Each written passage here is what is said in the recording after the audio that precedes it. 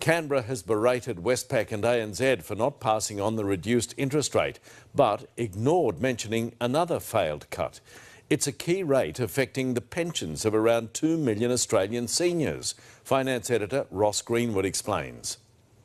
The message to the banks was loud and clear. Well, I think the ANZ has let down its customers. This is deeply disappointing. But millions of older Australians around the country would have been shouting at the TV, at the Treasurer, saying, "What about us?" Doesn't help me one bit. I'm penalised because of it. I suspect they don't really believe in older Australians. They have a point.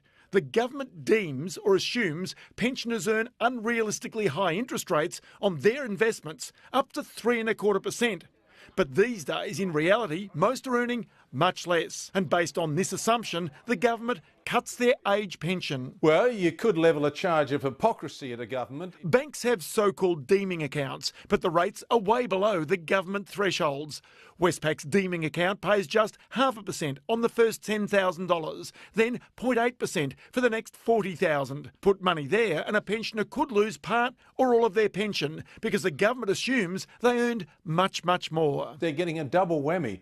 They're going to get lower rates when they go to renew their deposits, and then they're also being affected by the fact that it affects their pension as well. A slight reduction in deeming rate could push me over the line to qualify for the pension. Is it fair?